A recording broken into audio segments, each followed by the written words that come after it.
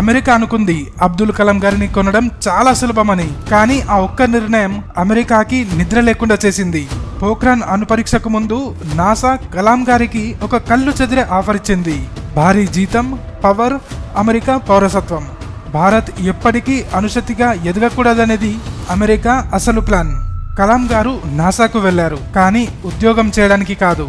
America గూఢచారి satellites ఇండియాను ఎలా నిఘా పెడుతున్నాయో తెలుసుకోవడానికి.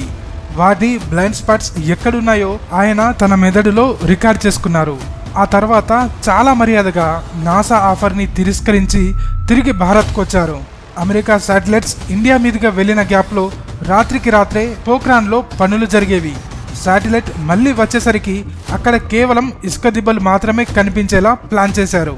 1998లో పోఖ్రాన్ పేలుడుతో భూమి కంపించింది.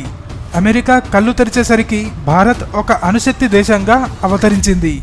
ఏ అమెరికా అయితే ఆయన్ని నాసాలో కూర్చోబెట్టాలనుకుందో అదే కలాం గారి తెలివితేటలు ప్రపంచ పవర్ బ్యాలెన్స్ ని మార్చేశాయి. తన జ్ఞానాన్ని అమ్ముకోవడం కంటే తను పుట్టిన దేశం కోసం తన జ్ఞానంతో ఇండియాను న్యూక్లియర్ క్లబ్లోకి చేర్చిన missile man of India APJ Abdul Kalam గారికి సెల్యూట్. జై హింద్.